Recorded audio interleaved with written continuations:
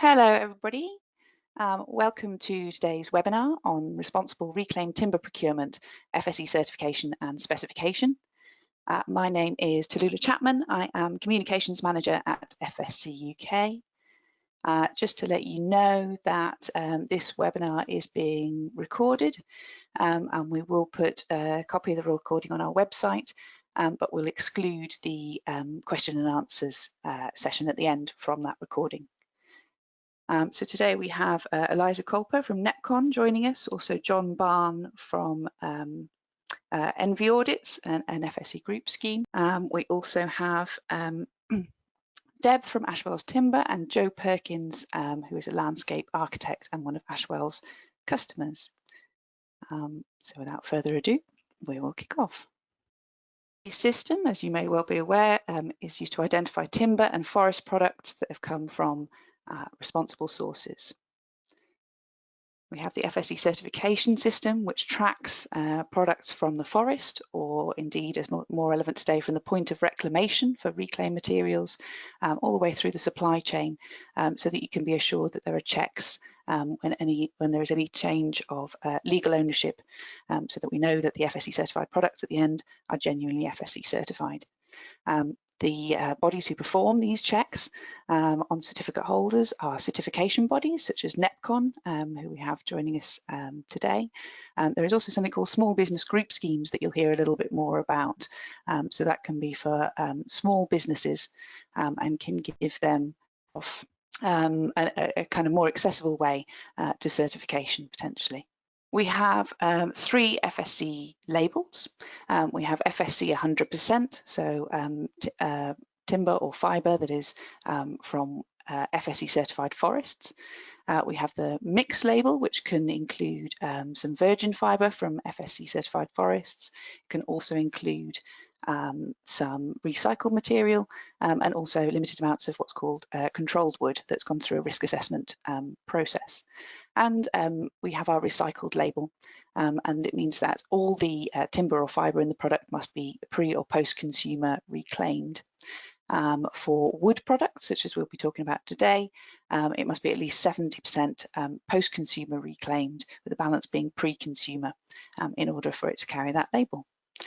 So without further ado, I'm going to hand over to Elisa Colpo from NEPCon. Good morning, everyone. I think I'm now on, yes.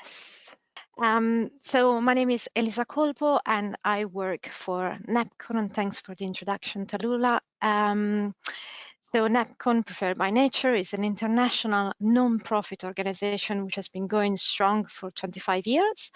Next slide, please. We are a non-for-profit organization with a vision and a mission. So the vision is a sustainable future, and we get there by supporting responsible companies and better land management. And we do this through project, capacity building, and sustainability services. Next slide, please. This is just to show a few numbers and the geographic distribution of NEPCon, where in dark green we have the countries where NEPCon has an office, and in light green where the countries where there isn't an office, but there we have full-time staff. In red, our partners. So you can see that we cover the world. Next slide, please. So this is an overview of the certification schemes we work with FSC being obviously the top one. Next slide, please. This is just, as Tallulah was saying, to show who needs to get certified, which basically all supply chain actors would take legal possession of certain material and want to sell such material as certified. Next slide. So what does the FSC label means, what it stands for? I mean, Tallulah has already spoken a little bit about it. I just want to stress that the last point, which is very important these days, it's becoming more and more important actually when working with supply chain. So FSC can be used as a risk management tool, as well as obviously provide the guarantee that the wood comes from well-managed sources. Next slide, please. So just to illustrate the chain of custody concept with a diagram. Imagine an unbroken circle that links consumers to producer, so starting from forests and well-managed sources, going through all supply chain actors to the retailer shelf. And it's important to understand and stress how consumers also support responsible forestry through their purchasing behavior. Next slide, please. I've taken this definition from the FSC standard 40004, and there is more to it. So if you click, yeah, brilliant. So without going into much details, this is a definition, as I say, taken from the standard. Today we are focusing on recycled material. So where the chain of custody of recycled materials starts from reclaimed sources through to the sale of certified products. Next slide, please. So this is just a snapshot of the normative documents where we have the main standard, the FSC Chain of Custody Standard 40004 to the left, and the FSC Reclaim Standard for covering the purchase, verification and classification of reclaimed material for use in FSC certified products and projects. And that's our FSC Standard 40007 version 2. Next slide, please. So the application and the importance of the FSC Reclaim Standard, well, it is quite obvious that the use of reclaimed material plays an important role in protecting and saving the world's forest. And the next couple of slides are visual examples. So the first one for wood products, in particular panel board material, where the inputs are both from forests, so logs, and from reclaimed sources, such as construction and demolition debris. And the next slide illustrates an example for paper, so in particular the packaging industry, where used boxes coming from residential or office collection are reused in the production of new packaging. So it's quite straightforward to see the importance of reclaimed materials. Next slide, please. This is just some important definition taken from the Reclaim Standard. FSC Recycled is FSC certified reclaimed material based on exclusive input from reclaimed sources, as Talula showed the label at the beginning of the presentation. And then the next definition is of reclaimed material, and it's important to see that there are different subcategories. So FSC recycled material, post-consumer reclaimed material, and pre-consumer reclaimed material. Next slide, please. And again, these are simply the definition taken from the standard. It is really important to understand the difference between post-consumer and pre-consumer, where post-consumer reclaimed material is material that is reclaimed that has been used for its intended purpose, whereas pre-consumer reclaimed material is material that is reclaimed that hasn't been sold to the end consumer, like damaged or returned stock. So to make an example of a paper reclaimed products, a post-consumer reclaim would be, for example, old magazines and newspaper from residential or office collections, so newspaper that have been read. And pre-consumer would be magazine newspapers which are now out of date, unsold, they haven't been read, and they come from newsagent collections as returns. Another definition that is very important to know and understand is the point of reclamation, which is, as you can imagine, the location, process, or site where material is removed from the waste stream. Next slide, please. This is an overview. At a glance, you can see the critical control points of the reclaimed standard, so divided in 4 sections. It's important to stress that the supplier audit program is not mandatory for all certified companies, but just depending on certain conditions. And upon compliance with the requirements, we get to our FSC Recycled label. Next slide, please. I'm going to go through quickly the 4 different sections of the standard, where section 1 is a purchase. And organization that purchases reclaimed material needs to demonstrate that its reclaimed inputs comply with the FSC definition of pre-consumer and post-consumer that we saw before. So we made already an example of reclaimed paper for reclaimed wood, for example, like in the central picture here. Post-consumer, we have an example of a post-consumer reclaimed material, so crates, pallets at the end of their useful life. And an example of pre-consumer would be damaged stock or overstock, so crates that haven't been used for their intended purpose. There are more examples in the standard annexes 1 and 2. Next slide, please. So the second critical control point is supplier validation and monitoring. So organizations need to keep records of their supplier covering all these bullet lists. But it's important to stress that organization needs to monitor conformance of their suppliers and have contingency plan if supplier fails to conform. And these contingency plans can be anything from requests of correction of purchasing documents to temporary or permanent suspension of the supplier.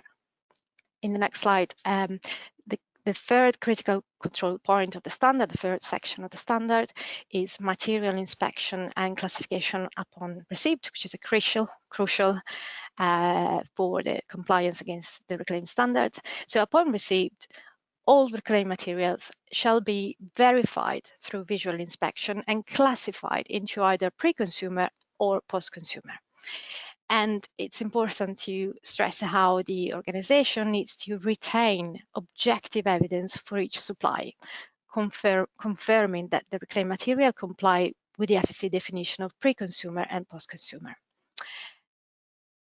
In the cases where the classification of reclaimed as pre-consumer or post-consumer cannot be demonstrated through objective evidence upon receipt, then the organization shall include the supplier in a supplier audit program, which is the fourth section of the standard.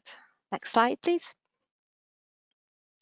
If the organization receives a mix of pre-consumer and post-consumer, there are 2 options: either to classify everything as pre-consumer, or the supplier, again, needs to declare the proportion between pre and post-consumer and must be included in the supplier audit program. So we get to the fourth and last section of the standard, which is the next slide, please. So section 4. Which is about the supplier audit program. And it's important to understand that the supplier audit program is not limited to direct suppliers, but needs to cover every supply chain actor back to the point of reclamation. So it can be quite onerous, the supplier audit program. And then finally, the last slide is just to say that as well as the organization needed to conduct a supplier audit program, the certification body that certified the organization needs to conduct audit of the supplier according to a certain formula. And I think that's there's just one more slide, which it's just the end of my presentation. And if you'd like to stay in touch with us, please sign up to our newsletter, NEPCon Update, or follow us through all these social media channels, and visit our website for any future training if you're interested in more training. Thanks very much. Oh, hi. My name's John Barne, everybody, and I'm the group manager of the Oxford Timber Audits group scheme. I've been doing it for about 16 years now. I started with 2 in my group back in 2004, and now I'm around about 200, 210 most of the time.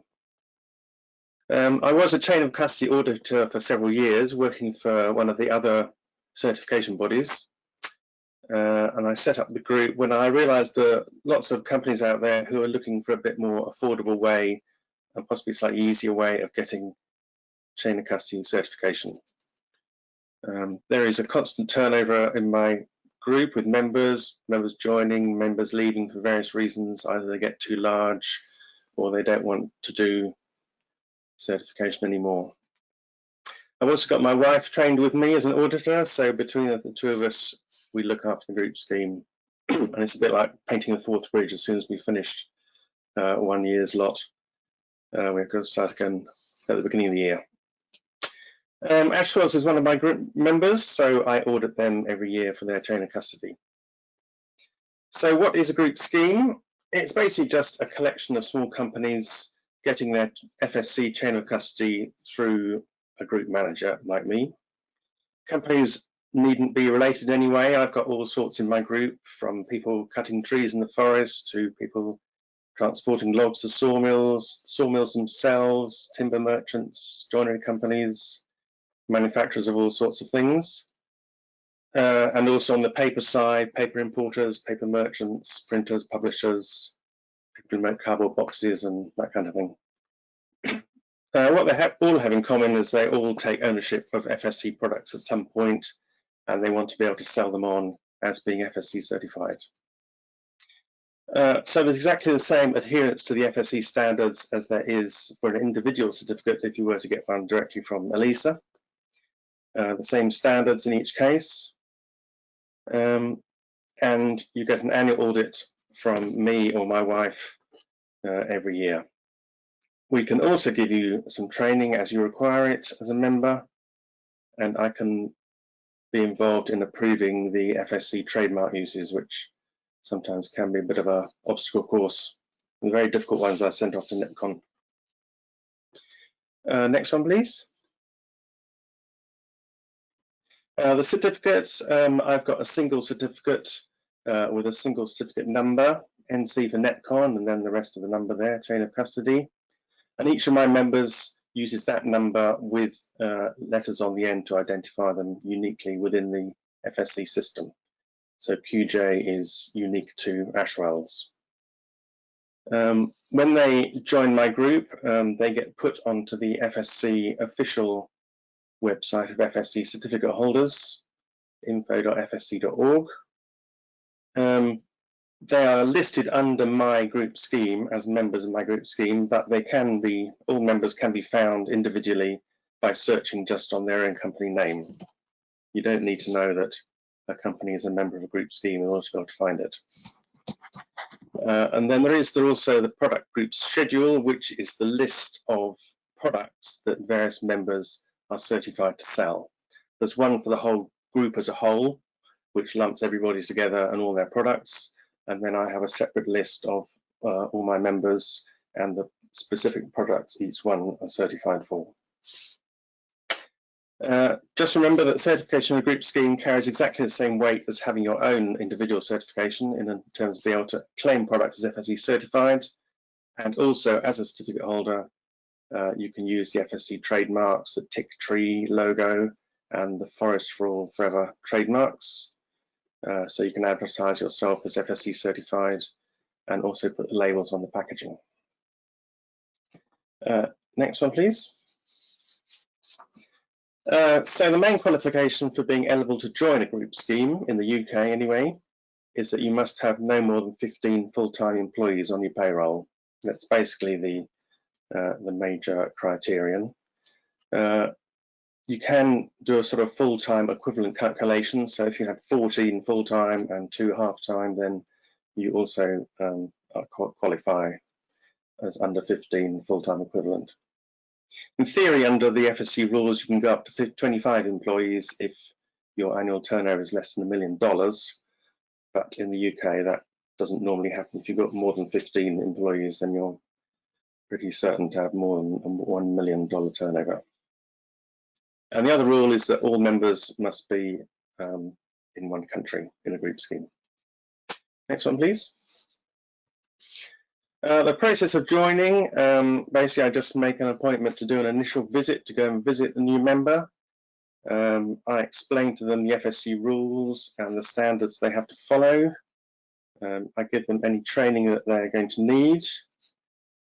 Sometimes there are things that they need to sort out before they actually join the group if they haven't got their supply chain sorted out, or supply chain with certified products from FSC certified suppliers. Then I let NEPCon know that I've signed up a new group member, and NEPCon adds them onto the FSC website, and they become officially certified from that point. And then 6 months later, I come back and I start doing annual audits of all the records and procedures and training that they need to follow to remain FSC certified. Next one, please. So just a quick whiz through of the sorts of things I look at when I audit a company. As I say, it's exactly the same standard as for a NEPCon certificate, for example. So I'm looking at their suppliers, are they certified or not? Although for Ashwells, because they're buying post-consumer material rather than FSC certified material, then that is a different ballpark for them. I do checks on the materials they purchase. Do they qualify to go into the FSC chain of custody chain? I look at their storage. Do they keep FSC materials separate from any uncertified materials? Their record keeping obviously is very important to know what they've got, what they've bought, what they've sold.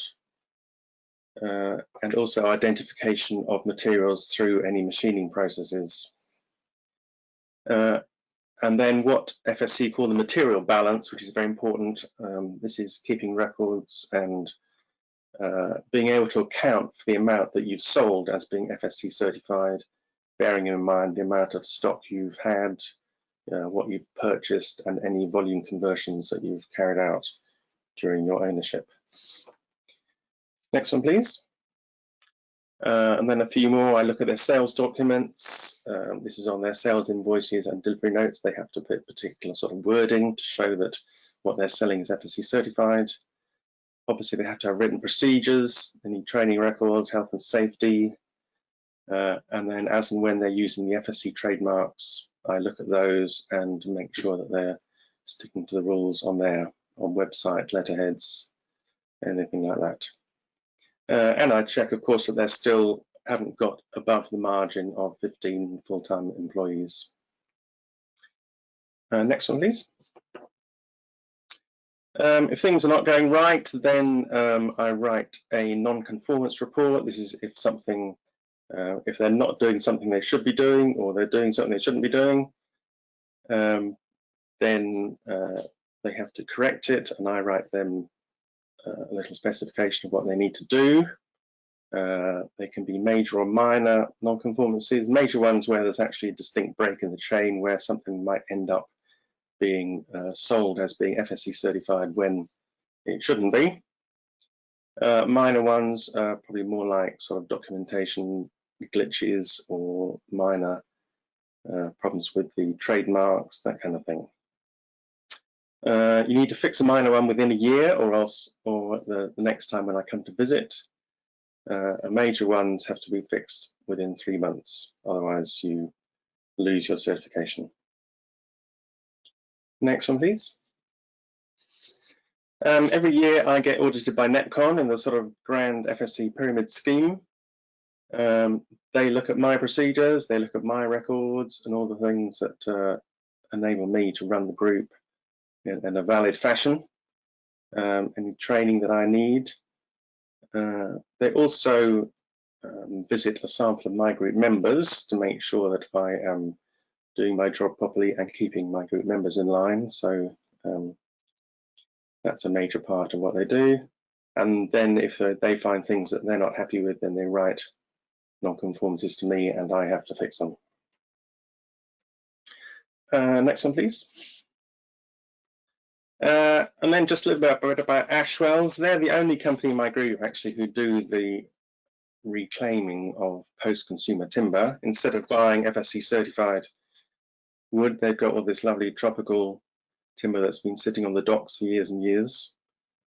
And because it qualifies as being post-consumer wood, as Elisa was describing, then it can be sold on as being FSC recycled material. And they need to demonstrate that this is the case for all the wood that they sell as FSC.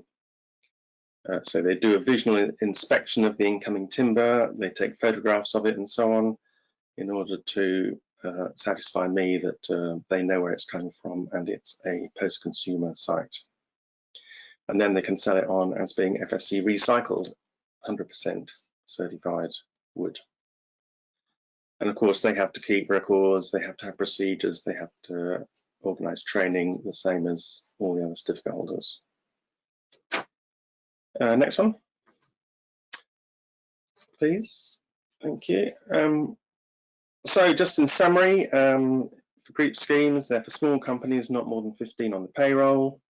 The FSC standard that has to be followed is exactly the same as for larger companies. Hopefully it's a bit cheaper than for larger certificates. Obviously I don't have the same level of overheads as certification bodies do, so I can offer it at a little slightly cheaper price. And that was FSC's intention in designing the group scheme, was to bring smaller companies with smaller pockets into the FSC world. Also, I'm allowed to advise my members how to meet the FSC standards, unlike Elisa and the certification bodies, who basically are auditors who go in and say that's right and that's wrong. They can come to me and say, how shall I do this, or what do you recommend, that kind of thing, so I can help them a little bit to get through the FSC obstacle course. I've got document templates and so on for helping with record keeping and procedures that we can adapt together to the different company situations.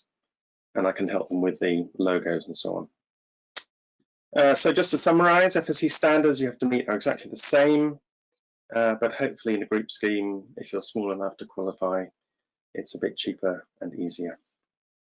Thanks very much. Back to Tallulah. Thank you very much, John. That was great. Now have Deb Davies-Tutt from Ashwells Timber. Let me hand over to you, Deb. Thanks very much. I'm not going to say next slide. I'm going to leave it in your judgment to go on to the slide when you feel it's appropriate. So no pressure. I shall try to do a good job of that. Thank you for inviting me to take part today. Just a little bit of background, I think, to start is we are a family business. We do employ less than 15 people. There's Janine and myself in the office with the lovely Nicola, who helps us with the administration. And we've even got our son in the yard as one of our members of staff. Janine has been doing this for over 20 years. And the 20 years experience that she's got, I believe it sort of makes her a leading voice in the UK reclaimed tropical timber. Her family started as scrap metal merchants, strangely enough. And when they brought the metal in on the sleepers to recycle, they ended up with a large quantity of sleepers in the yard. And then what pushed them forward even more was when the city airport was built. They were invited to take all the timber away from King George V dock. Now, initially, they didn't really know what they had, so they painted it red and white, and it assisted in the building of the M25. But then gradually, as the timber came back and they cut into it, they realised it was an extremely durable, beautiful timber. And of the whole family, I think Janine, passion was ignited at that point, and it became a bit of a journey for her. Now, we have a 2-acre site of reclaimed timber, and we run our own sawmill, which enables us to cut timber to the exact size the client needs. And the beauty of it is that we never know what timber comes in until we actually, as John said, photograph it, measure it, and then we take little samples of it. And sometimes it's our regular customers, which is Greenheart, Eki, Jarrah, Palau, Opepi. But every now and again we get surprised and we get new timbers in, like Basra Locust or Karui. So it's quite a fascinating process when it does come in. And obviously our aim is to repurpose it for future use in the FSC certified process. And just to quickly touch on why do we do it, one of the side benefits of why we do it is obviously we're preventing, hopefully, a little bit of the deforestation. And we're saving energy and mineral resources. And we're also protecting architectural history. because when the timber comes in, we've always got a backstory to it of what building it came from, what seashore it came from, beach, jetty, pier. And I think everybody, as it's been touched on before, will agree that the rainforest is disappearing far too fastly. And this is why we are collaborating with civil engineers and landscape architects to try and source the material before it goes to landfill and bring it back. So that's a little bit of the background of what we do. And a little bit of the backstory of the timber is that, I mean, our yard has been described before as being a reflection of Britain's overseas trading. Because back in colonial times, when we had lots of fingers and lots of countries' pies, if you like, we brought the timber back to this country because we recognised even then that it was a superior timber. It was very strong and durable, so we built our infrastructure. Our piers and jetties, sea defences, were all made out of tropical timber from all over the world. I mean, we've got in stock greenheart, which would have originally grown in British Guyana. Obviously, Jarrah, most people know, comes from Australia. Karuin, Southeast Asia. Opepi, the vibrant orange one, Africa. And the lovely purple heart, which is as purple as it describes, comes from Central and South America. And then Basil locust from Brazil. So we really have got a global reflection of the timber. Now, the three reasons why it is so desirable is its strength. It's a D70 grade strength and its durability. Because it grows in the tropics, it grows very slowly. For example, the green heart grows very tall and straight, and the grain is extremely straight. So it makes ideal timber for the piles or posts in piers and jetties. It also is, most species are naturally resistant to marine borers. So it's very hard to find a pest that will give it any trouble at all. An eki has got a lovely interlock grain, so that is really useful when installing crossing beams. If it's hit with anything, it doesn't tend to split. I suppose an example I always use when I'm talking to clients to demonstrate the durability of this timber is, if you put a 2-inch by 2-inch section of greenheart into the ground, into soil, without any chemicals, it will last for over 25 years. Now compare that durability to a 8-inch by 8-inch or a 400 mil by 400 mil. The durability will increase, just to reflect on how durable it is. Now, the reason that it's so important that we do what we do, and I don't think I'm wrong in saying that we are probably one of the only countries that does what we do on the scale we do it, is because it's against the law. The law is being broken far too frequently. It's a crime to throw away, burn, compost, or recycle reusable timber.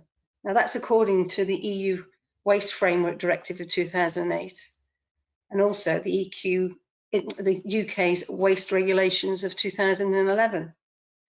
And that's why we work with the coastal harbours, the marine engineers, the length and breadth of the country, to ensure that we reclaim as much of this material as possible.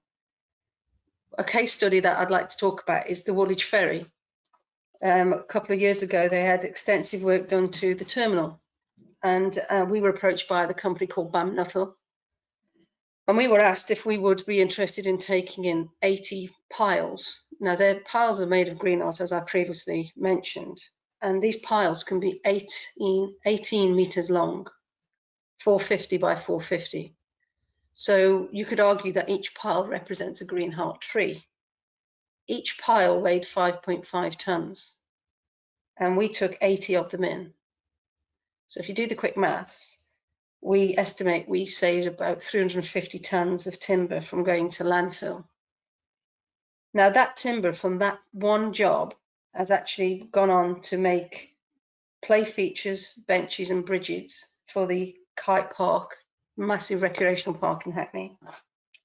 It's gone to Shotley Pier, to do a restoration project there where they're replacing the first 30 metres of the pier.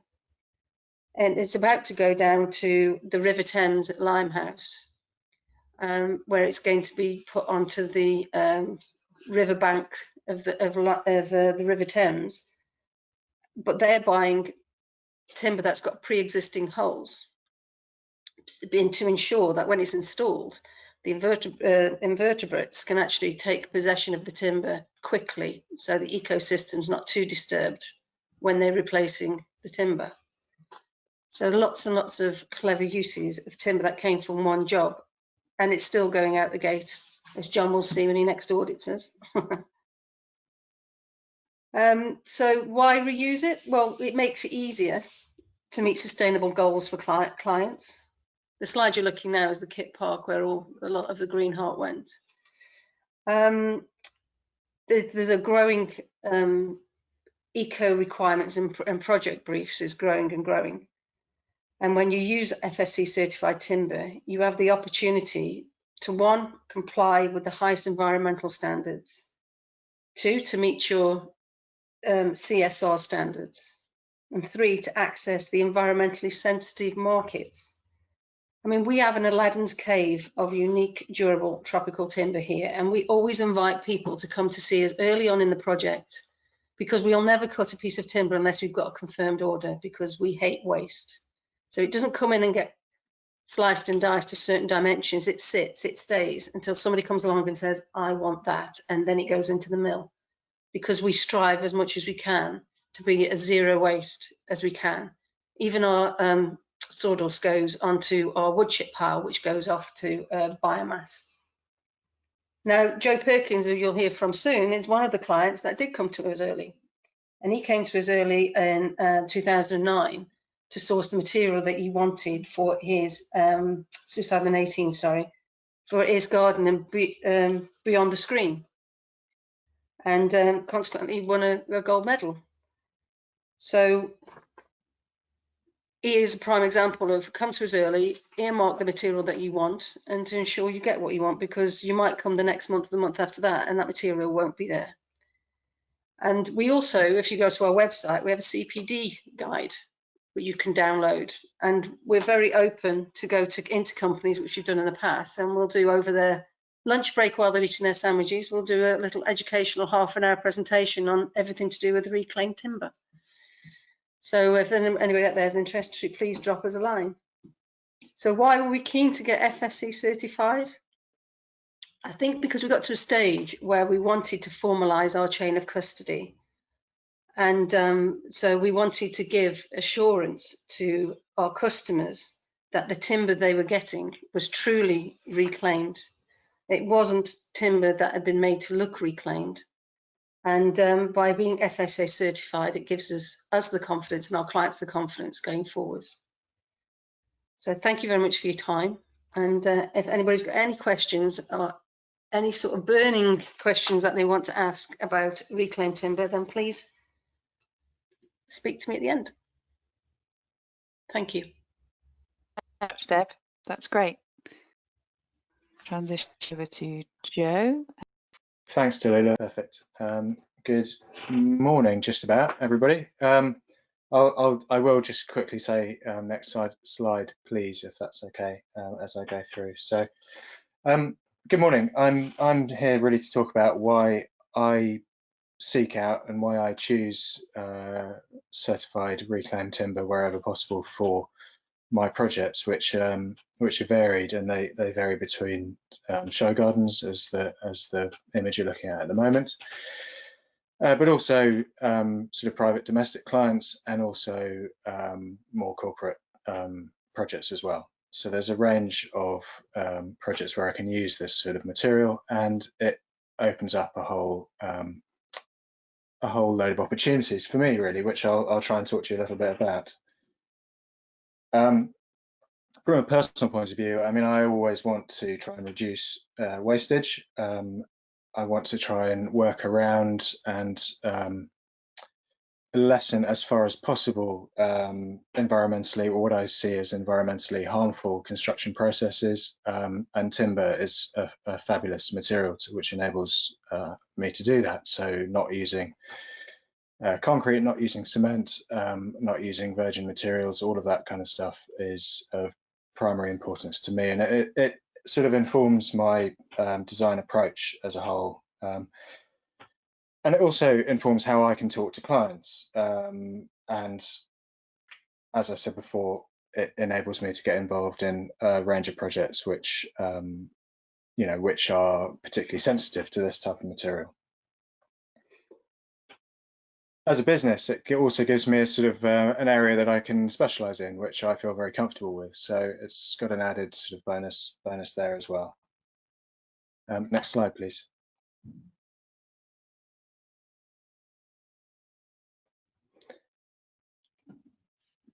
So this is the timber from the Chelsea Flower Show Garden 2019, which Ashwells supplied the material for. And the deck that you're looking at here was reclaimed actually from Whitstable Slipway, Yacht Club Slipway. And we did nothing to it at all. So we didn't resize it, we didn't refinish it. We gave it a little bit of a brush with some sand just to clean off some of the algae. But even underneath on the underside of the deck, we left all the barnacles in place and everything, all the fixings holes all visible, just purposefully because it tells a story. And that's one of the great things for me about using this timber, is that it gives as Deb mentioned, it gives you a story to talk about when you're using it, and then people, clients particularly, can take ownership of that story, and it adds an extra dimension to their project. Next slide, please.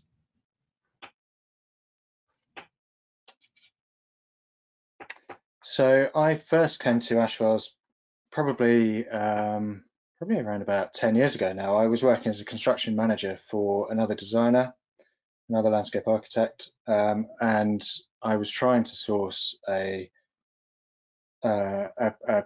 material for boundary fence, basically, for a coastal garden right on the beach. And we were looking for something a little bit different, which had a unique and very coastal feel. So I came across Ashwells and went to see Deb and Janine, and they sort of suggested that we perhaps use what they call skimmings, which are essentially the outside faces of the timber once it's been reclaimed, sawn off to, I don't know, probably an inch, 2 inches thick in some cases, sometimes thinner, of, in this case, a whole range of tropical timber, but predominantly green heart.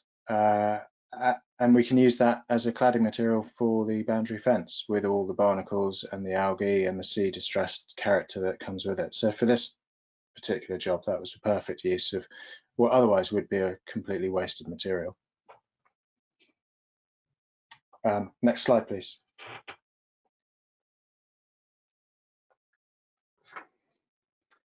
I find that most clients these days are extremely, and indeed sort of increasingly, receptive to the concept of reclaiming timber. Once I explain that it's not all about old creosoted or tarred railway sleepers, and that using FSC certified reclaimed timber gives you both that history that I was talking about before, but also a material that has huge longevity and huge strength and character. And in fact, in some cases, greater strength than many virgin construction grade timbers, then many clients get really quite excited about it. Next slide, please.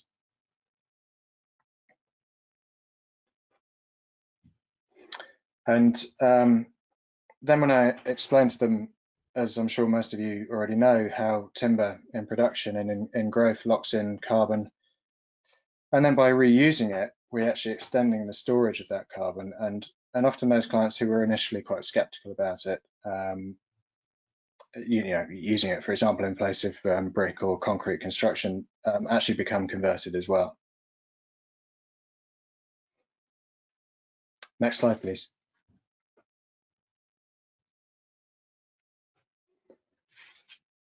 So I think that for me, being aware of and specifying FSC certified reclaimed timber has, without doubt, it's allowed me to work on some really exciting projects, particularly when CSR goals on sustainability are of key concern, because it helps me to justify choice of materials, choice of design. In fact, I'd probably say that my pitch to Facebook, who were sponsors for the Chelsea Flower Show Garden 2019, and are in fact sponsoring me for another garden in 2021, and my pitch to them for this next garden was probably partly a success because of the message of sustainability and environmental legacy that it encapsulates. Next slide, please.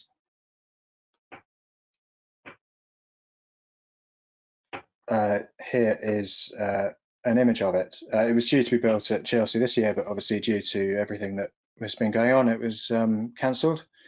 But Facebook have agreed to build it next year at 2021 Chelsea Flower Show, and everything in the garden is made of timber, so there is no other construction. And a large part of that timber is also reclaimed timber. I mean, I should also say that all the virgin material is also FSC certified from reliable suppliers that I work with. But it's about it's about forest management and the links between our human communities, natural ecosystems, and sustainable development for the future. So we're trying to showcase the versatility of the material, as in timber, and the skills and the consequent local economies which could be supported through production of this timber, and of course the range of timbers for different uses, for different construction uses. Next slide, please.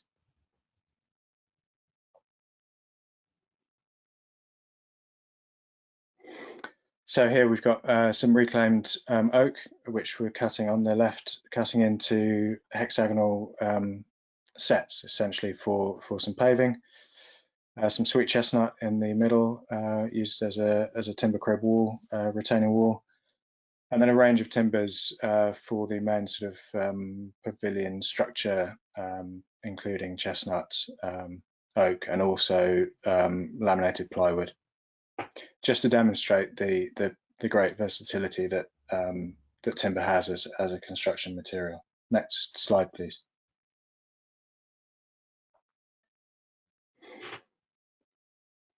And from Ashwells, we're also using some fabulous, amazing eckie, which Deb mentioned before, which has a sort of quite a unique grain, which makes it extremely strong.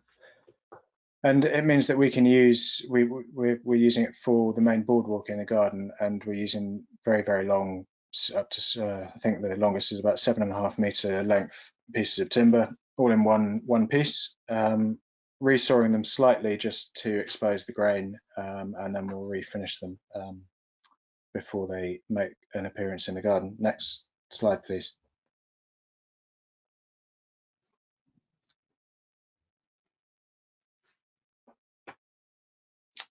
And that's the eckie once it's been cut, and you can see the grain there. It's a beautiful timber. And I wanted a darker colour because it will contrast with the oak and the chestnut being used elsewhere in the garden. Next slide, please.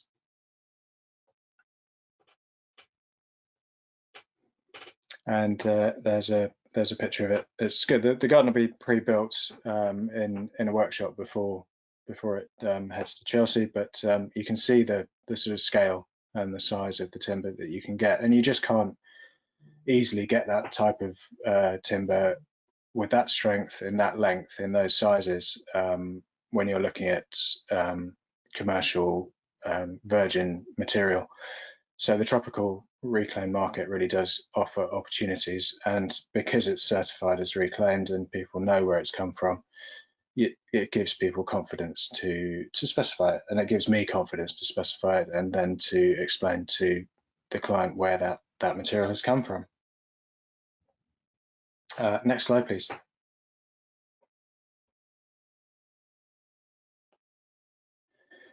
So that's really what I wanted to say in terms of why I use the timber. I mean, timber as a whole, I always try to use as much as possible because, as we all know, it can be a sustainable, renewable resource of construction. I say it can be, of course, it depends on where it's come from, and that's why it's so important to work with companies who have the FSC certification or other recognised certification or chain of custody schemes. And for me, it's about trees because, of course, they produce this versatile material, but they also mitigate climate change. They lock in carbon, reduce soil erosion, reduce the effects of flooding.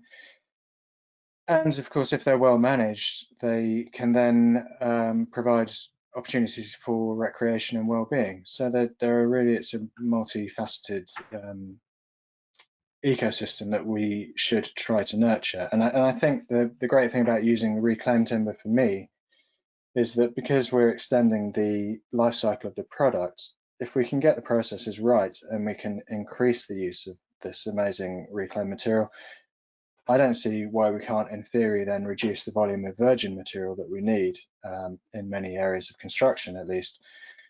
And if we can do that, then we can allow the development of forestry practices such as continuous cover forestry, which are longer term in outlook, and so they're better for our communities and our environment, and we can get some recreational use as well as reducing our need for sort of clear fell management, timber production.